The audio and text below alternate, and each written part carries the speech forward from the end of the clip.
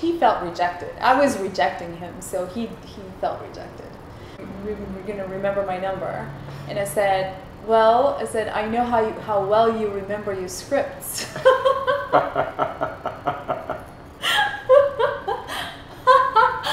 And I felt really good saying that. DreAllDay.com.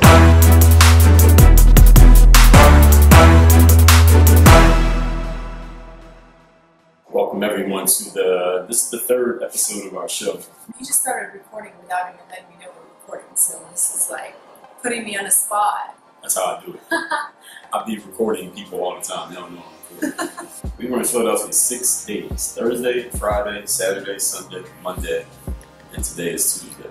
Our flight got canceled Monday night. We were on the plane. Let's talk about right now, before we even get into the topic, about what happened last night when the flight got canceled. The pilot and the flight crew didn't know either what was going to happen. People already started fidgeting in their seats and getting up and getting, getting their luggage down from the overhead compartments, and people just got very impatient. And people in line were just huffing and puffing and... People lost their cool, and I posted about this on Instagram. And I talk about this on the Work on Your Game podcast all the time. When people get in uncomfortable situations that they did not expect, you see how they really handle things, because anybody can be cool and collected and calm when everything's going right. Yeah, when everything's going right. Everybody was just getting into this mode of complaint. A worker walked by the line, somebody said something like, "Hey, excuse me, how about this?" Or I'm late, or I ain't get on my next flight, or I'm calling a number, nobody's calling me back. And it was very inconvenient for everybody. They offered us a discount, but the hotels they offered discounts at were shit hotels. It cost us a day, damn near 24 hours. Money for the hotel, the money we had to spend to eat last night and today, but things like that happen. Or at least ask questions instead of, this guy was just telling them, hey, why don't you put more people back there so they handle the line quicker? Really? Anytime somewhere there's a line, there's somebody who has to say that. Somebody has to bring that up. Like, hey, why don't y'all get more people working the counter? Yeah. Why don't you get more people on the register? Why don't we get more people at the windows? There's always somebody that has best ideas. I remember I was working somewhere. It was this old white guy. It was one person working the register. This guy's like, hey, well, there's always that one loudmouth person who has to speak up, and then everybody else kind of starts following in that person's lead. So why don't you guys get some more people working on the register? He wasn't talking to anybody in particular. He was just saying it. But he said it loud enough that everybody heard it. Worker walking by, and he pointed at that guy who was walking by. He said, hey, he looks available. It's actually why I can't work at a regular job, because somebody's going to say something like that to me, and I'm going to cuss them out, or it may lead to a physical altercation, and then I'll get fired anyway, so I just don't get a job. But anyway, let's talk about today's topic. Anna doesn't even know what today's topic is. Athletes approaching women. Uh-oh. So I'm going to ask the questions, and she's going to provide the answers. When do I get to ask questions? You going to ask questions about this topic? Next topic. Okay. How many athletes in your lifetime have you had approach you, try to talk to you at a club, at a game, in direct messages online, in person in the streets? Too many to count. Like 5 times? Hundreds or thousands. At TBT, the basketball tournament, obviously we were together, we were sitting together, and later on in the day she would tell me, hey, such and such, somebody had approached her, tried to talk to her. So we ain't gotta say names, we ain't gonna say no names. There were a few situations, but they were very subliminal, men just standing in the corner and doing the eye contact with you and maybe taking a couple of steps forward. It's a very passive aggressive kind of approach. There were a lot of those. All right, hold on. Now let's talk about those two things. First of all, a guy, so let's say you're out and you're walking by and there's a guy there, maybe there's multiple guys, but there's one guy in particular who's like really staring hard at you and maybe makes some physical movement towards you, but they don't say anything. Is that what you're saying happened? Yes. Did that ever get your attention? Like, can a certain guy do it and it works, and a certain guy do it and it won't work, or what?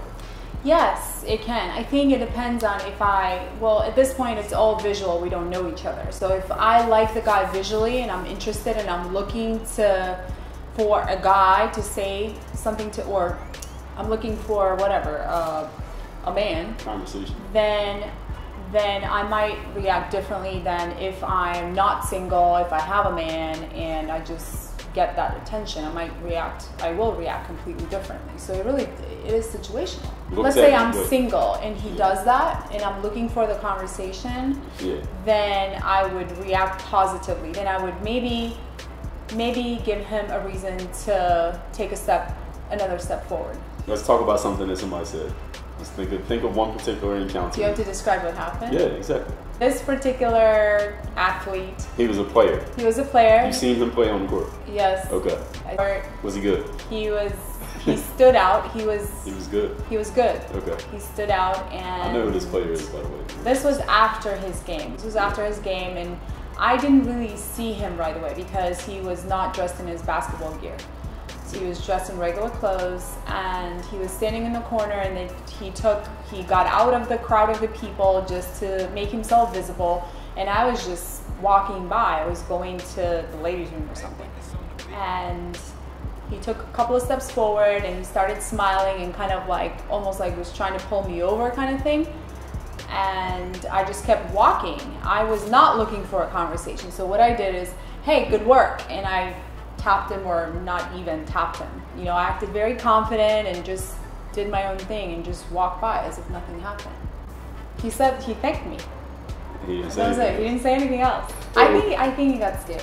Why didn't you just try to walk by? Because my experience is, if I see it was a lot of males in the area, and you were the female walking by, and he approached. A lot of times when I see something like that, especially let's say I'm amongst a group of males, I may not be the one who says something, but another one of those men says something. There's all these guys and there's one girl. The girl often can be like kind of intimidated. Yes. And she'll try to walk by and act like she doesn't see anyone. Right. It sounded like what you did was like the opposite. You said something to him before he even had a chance to say something. Yeah. Where'd you get that from, and why do you do that?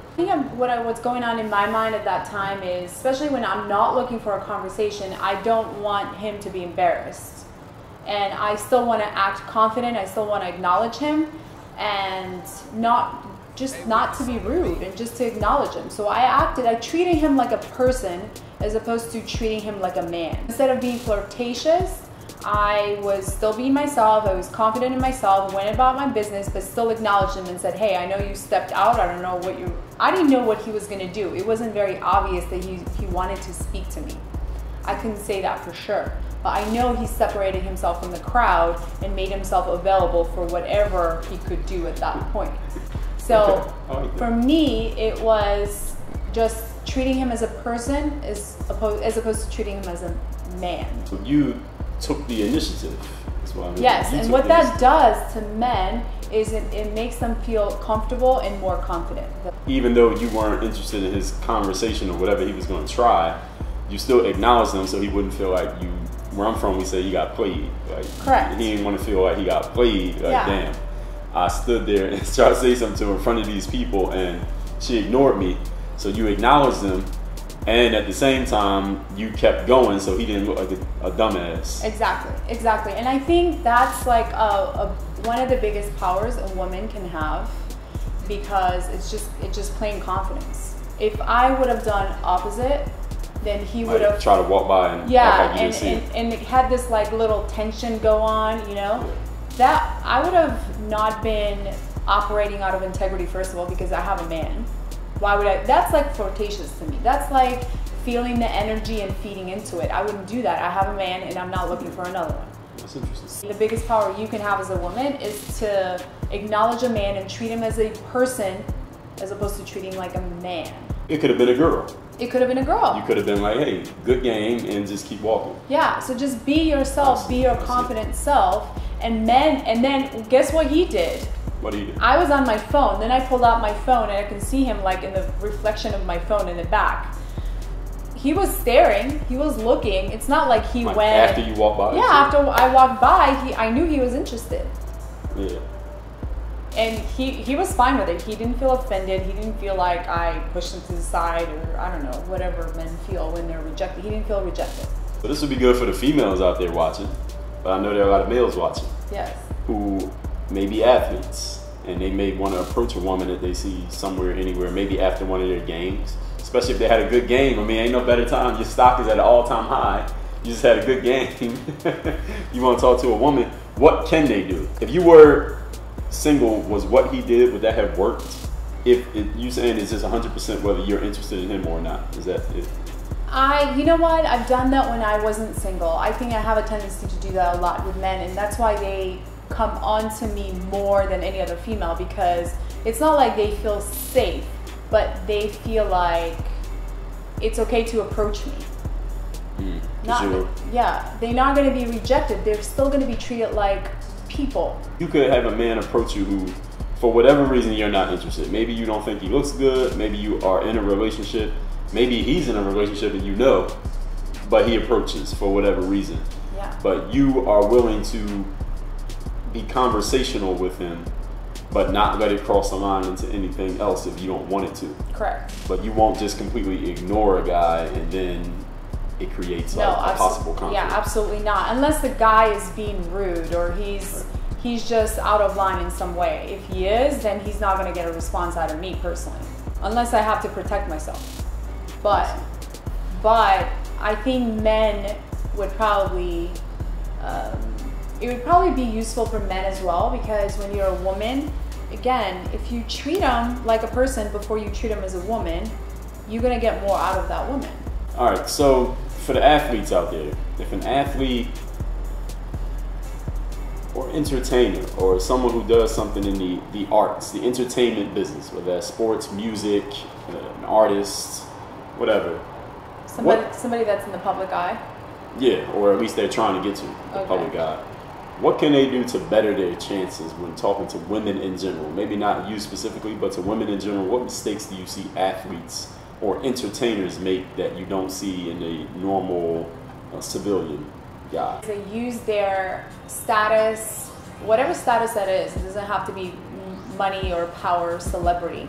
Whatever makes them feel important, they use that to kind of lure you into getting interested in them. So like they scored 30 points in the game. Yeah, or like, hey, I play in NFL, you know, you should talk to me. So wait, you're saying that's a mistake?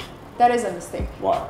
Because you are a person before you're an athlete. Talk about who each other are, who are you. Because if you are luring women with that, then those are the kind of women you get to keep. Let's say you scored 30 points a game in the NBA, or you scored 2 touchdowns a game in the NFL, and you meet girls based on that status, then they're only with you because of that status. That's Correct. What you're saying. Yeah. And then when you can no longer do that, then all those people disappear. Is that what you're saying? So the power that you use, you kind of get to keep. Let's say an athlete's averaging 30 points a game in the NBA. Let's say they really are doing it as an athlete. They're really dominating on the field or on the court. How do they approach, let's say if damn near everybody knows who they are, what can they do differently that will help their approach? Just not talk about your game. I've been approached before, and I think I've told you this one. Say the name and we'll have John will blank it out. Well, say the name. It'll sound better. Yeah, yes. Yeah, that's one example. There's been many before. I just can't think of it right now. But like one person in particular, the most recent, I didn't know who he was. I had no idea who he was. He didn't use that to talk to me. He just talked to me like a normal person. I found out on my own who he was, and that's the best thing that can happen to an athlete, I think. A girl goes, oh, I didn't know he was this. He didn't even say that. In this day and age that we got, everybody's on social media and all this information is on the internet. If you're really doing it, whatever you do, whether you write books. We're gonna know. Your work is gonna speak for you, whatever it is, writing books or playing ball or whatever it is. Play sports, sing in a group, whatever it is you do, you're a billionaire. But whatever it is, people can find out easily if you really are doing it. Don't use that as a hunting weapon. Those are the women that you're going to keep. And once you stop, scoring 30 on the court, those women are not going to stick around. Better if a man approaches just using his own merits as a man. Absolutely. And not his professional achievements or his material status. Correct. And then allow that person, since your status is going to be out there anyway, let that person go Google you or Facebook you or Instagram, search you, and find out that you're all these other things that you didn't even say anything about. Exactly. Because another thing is, why do all these powerful people, whatever achieving people, who do they want to be with? Somebody who's true to them, right? Somebody who wants them for them, not just for their achievements. Isn't that what everybody says? Yes. You know, more money you get, it's harder to find people who you can trust, right? That's a very common thing. I mean, in every single arena. Men are not looking for high achievers. They're not looking for a woman, if you're making $1 million a year, they're not looking for a woman who's making $2 million. That's not a common scenario is, yeah, I'm a high achiever, I'm looking for a woman who's going someplace. She at least knows where she's going and she's working on it. That's enough for a man. They're not looking for to marry a female version of Bill Gates. When you met, well, if you think of it, we can get it all edited. John's a great editor. He can get all this stuff in. When you met me, now I didn't play in the NBA. I'm not famous. I'm not name famous. It's not like you heard my name and said, oh, you such and such from such and such. You didn't know my name, right? Right. And when you saw my face, you didn't know my face from a magazine or anything. Correct. I did. So how did I do a lot of things. How did I approach when it came to the things that I do, and what did I tell you versus what you found out? What you told me and what I found out matched. It was one and the same. I think you were honest. You kind of sort of not even want to talk about, he didn't even want to talk about what he does, what he did. So you guys said I do some stuff online, I publish videos, and it was just very ambiguous to me at that time. I didn't know exactly what you were doing. So I didn't go by what he said he did or achieved. I went by the, did what he say match to what he actually did? And I kind of connected the dots and saw at that time that it did. So there was a point that you knew my name and you had a rough idea of what I did. You went and looked on your own and you found. Yes, I did. I Googled him.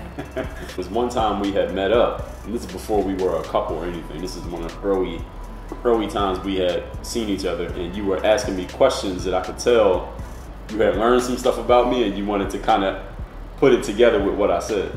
And everything matched. You didn't lie about anything. You didn't embellish anything. It was what it was. Right. So right away, I felt like I can trust them. That develops trust and respect, that you can trust that person to tell the truth. So a lot of things that I had not done yet, a lot of things I hadn't achieved yet, and I was wearing Air Force Ones.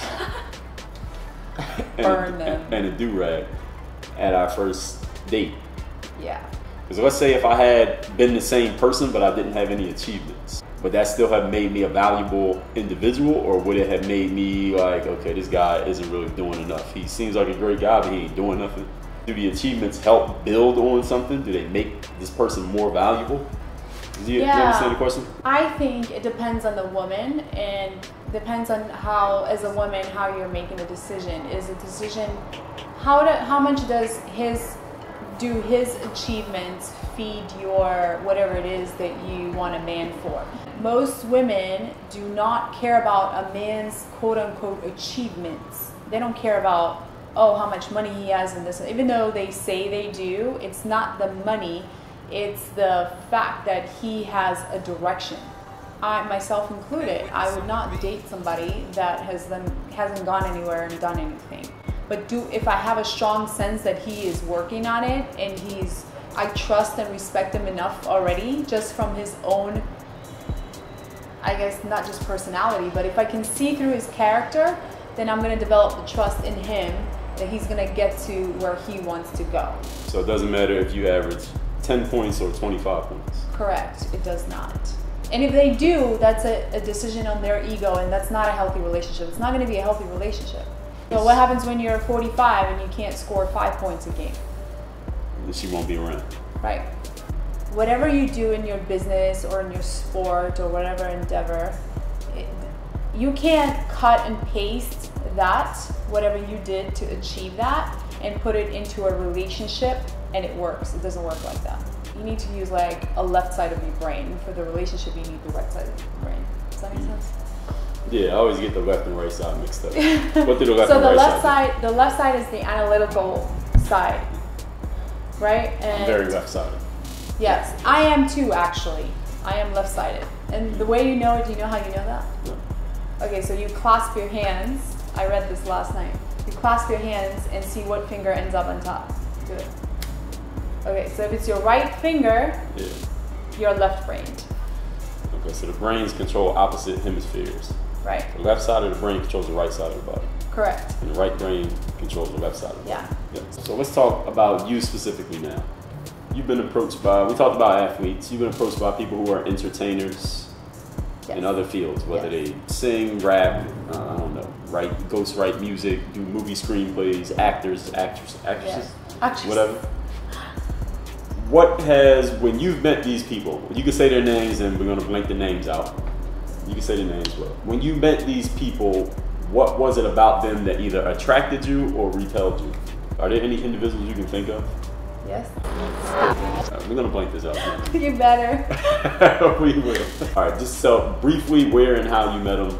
Okay, this individual I met in a nightclub. The staff of the nightclub, they kind of sort of knew me and they said, hey, so-and-so is here and he really wants to talk to a quality woman.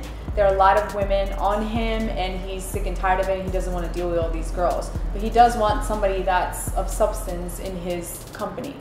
And I said, what? I said, listen, I will talk to him, but I will not act like a fan. I am not a fan of his.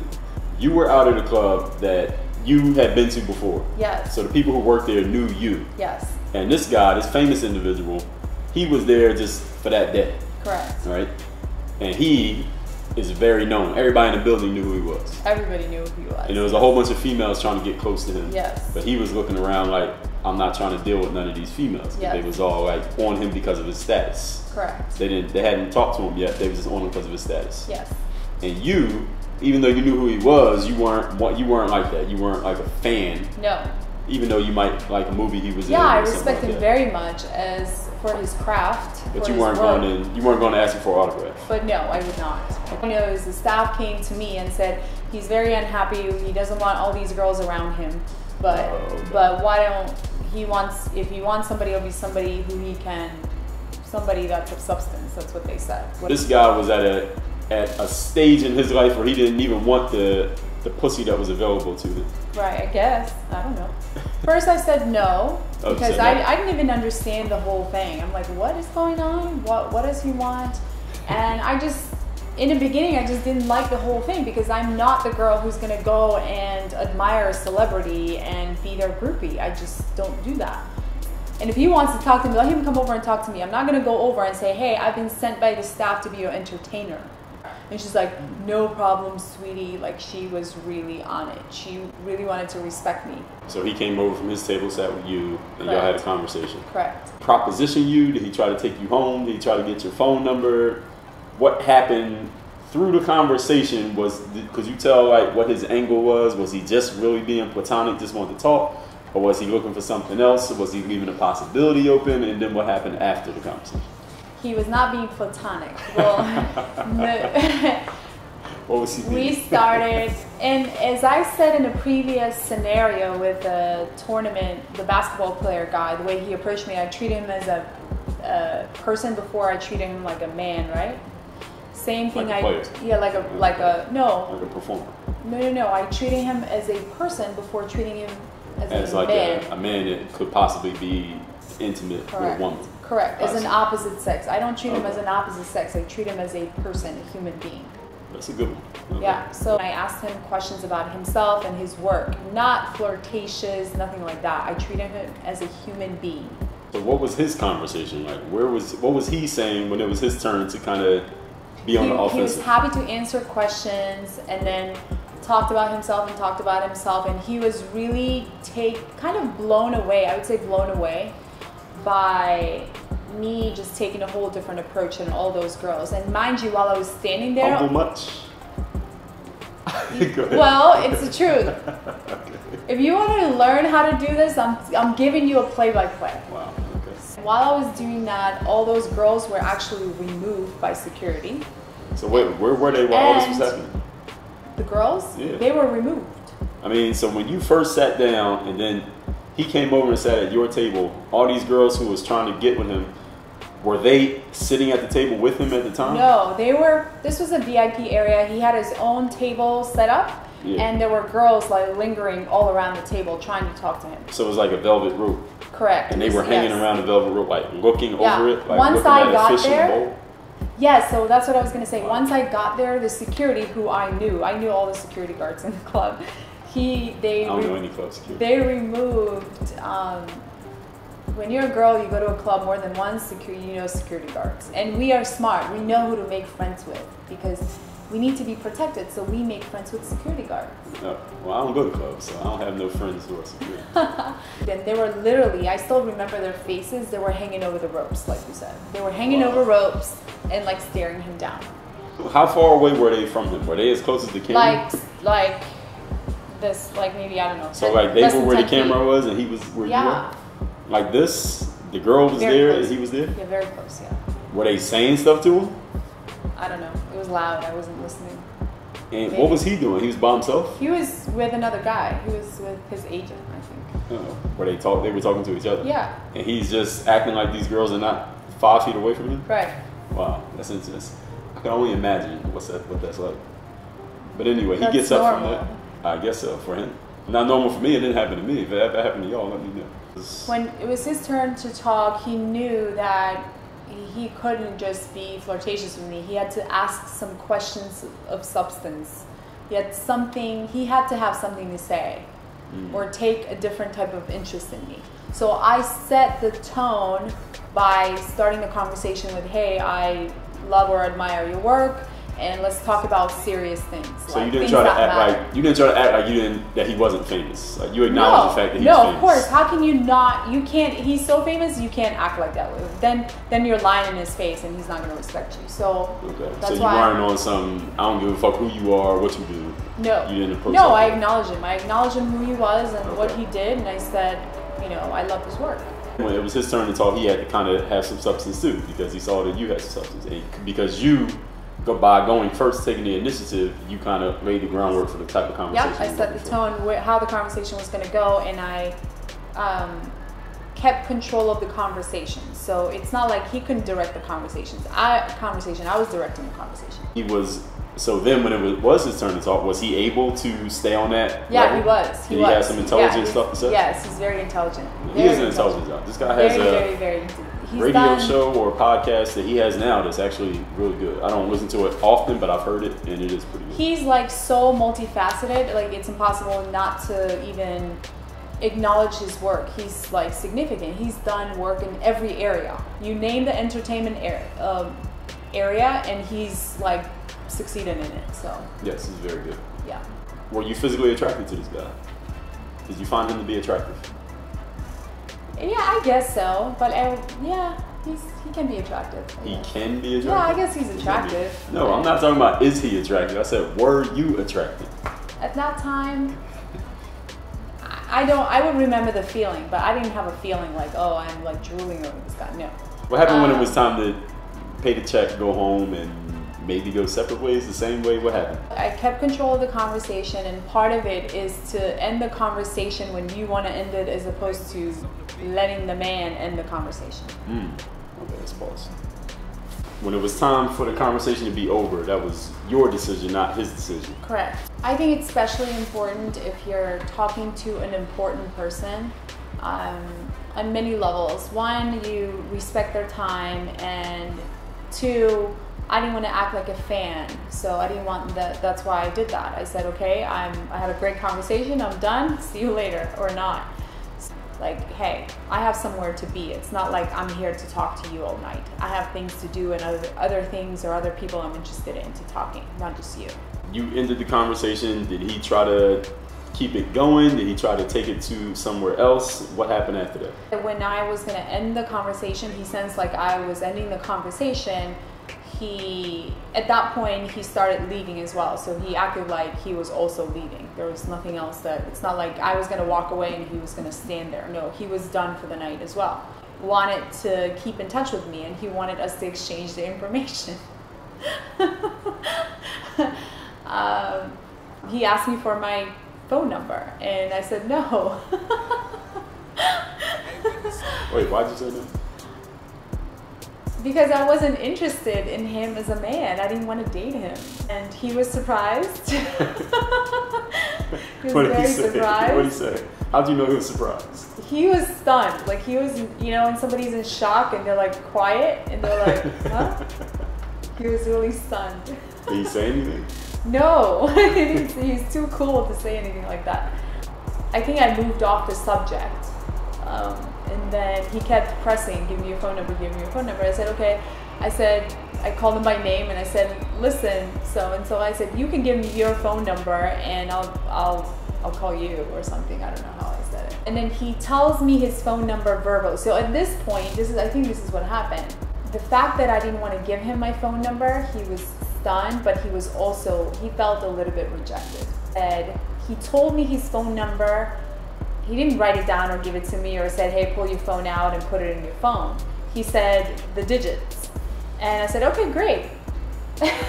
And he said, are you going to remember that? So he told you the number and you didn't pull out your phone? Or No. Okay, so you're kind of like playing the game on his level. Yes. Okay. I think I was playing the higher game, if you ask me. Yeah, I mean, you were matching him though, right? He tried to like take control and you kind of took it back. Yeah. All right. He felt rejected. I was rejecting him, so he felt rejected. We're going to remember my number. And I said, well, I know how well you remember your scripts.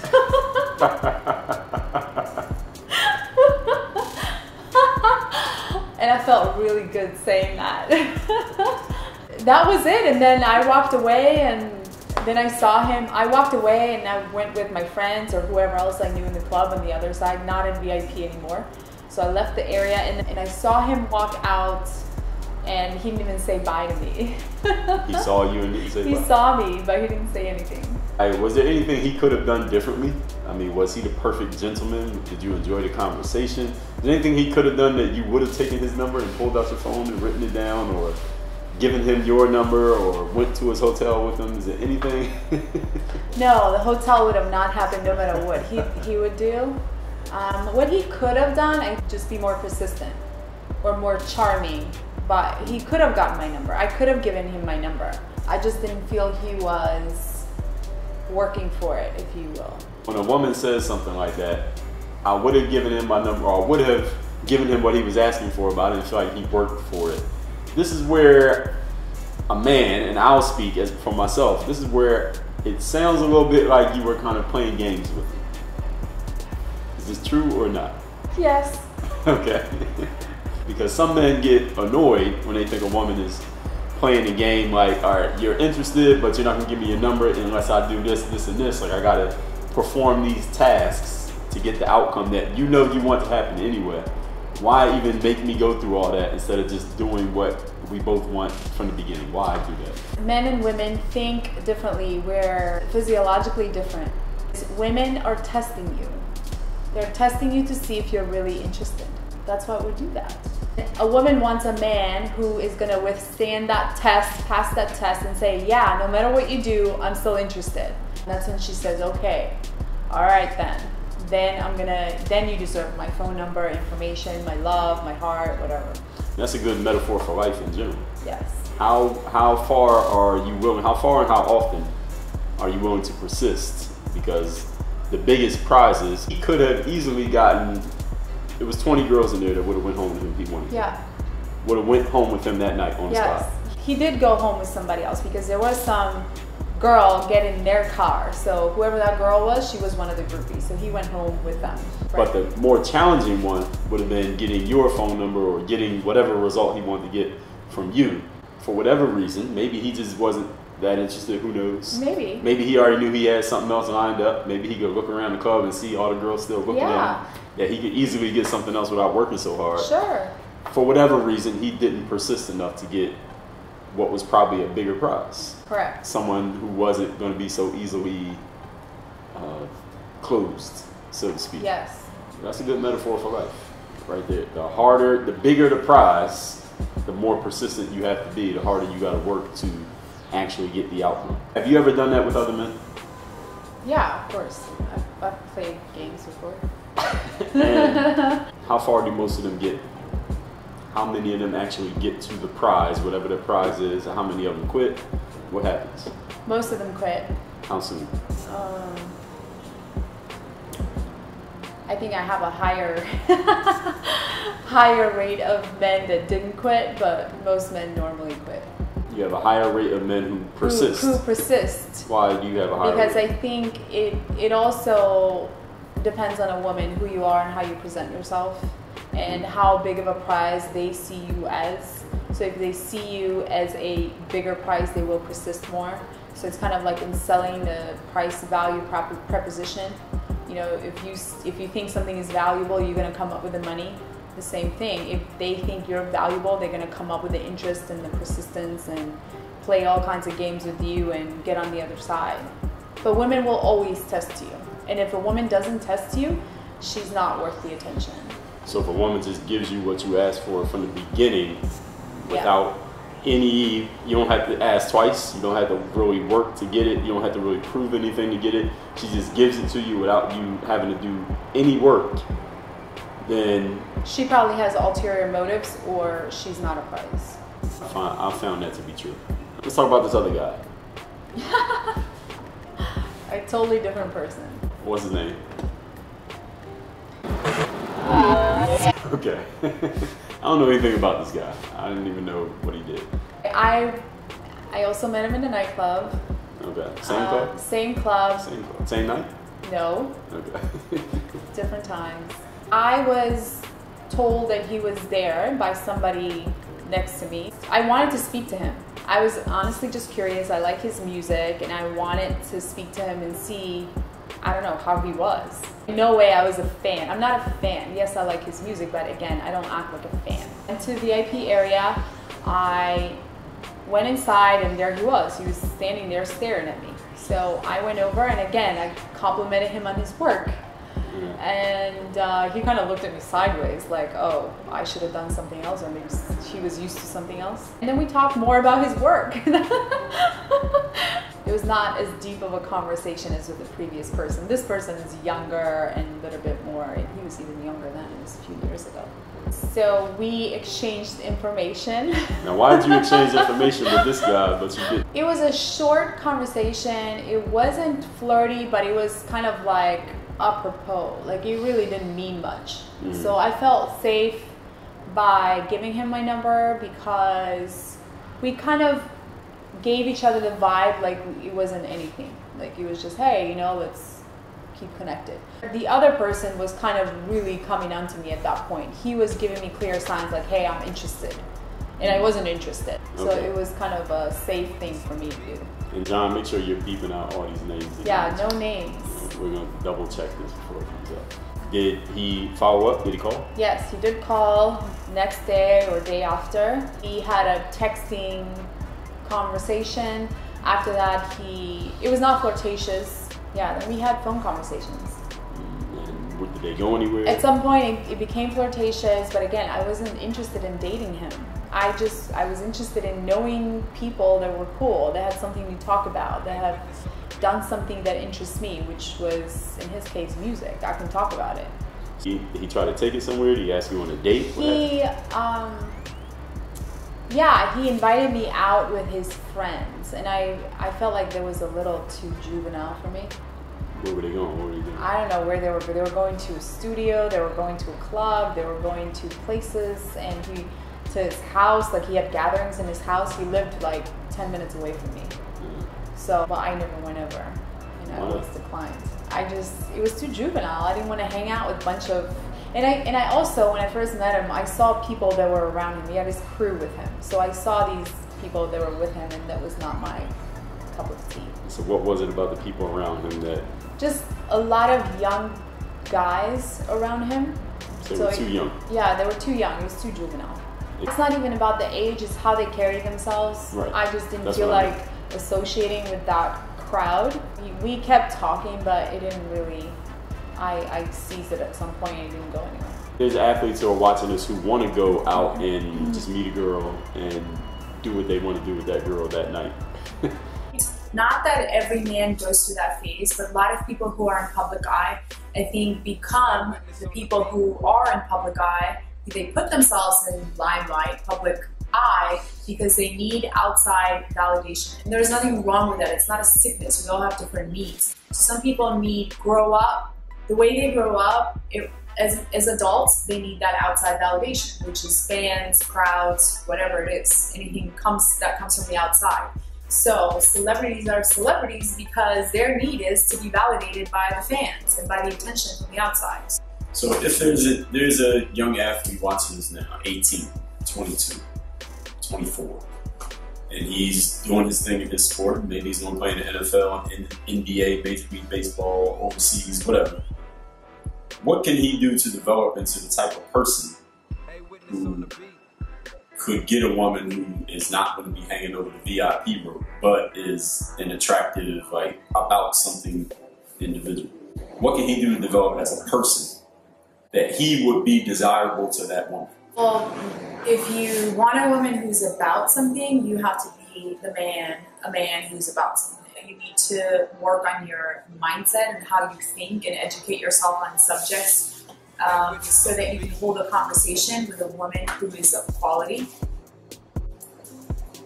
Keep going. Yep. So it just means that, yes, become the best at your sport or your craft, whatever it is you do, but also don't limit yourself there. There are other areas that you may be underdeveloped in, that you can score 40 points but not know how to treat a woman or how to talk to a woman. It doesn't make you any better of a man if you are great in your sport. So just like I said before, your business skills, your basketball skills do not translate into, you can't cut and paste them into a relationship. What you do professionally does not necessarily make you worthy as a man. Exactly. Is to develop themselves as a person and become the equivalent, the male equivalent of the type of female that they want. Correct. Any questions, comments, concerns, praise, criticisms, y'all know to leave it right down there in the comments. This is Dre all day. This is work on your game. That's Anna. Now say it. Work on your game. There it is. See y'all next time. Oh yeah, if y'all want to see more of these, y'all like these, let me know in the comments. Let us know on our social medias. Y'all should see the links. They should be on this. I always get this mixed up. I think they're gonna be in that corner up there, the social media links. So hit us on those social media links. Make sure you're following me. Make sure you follow Anna.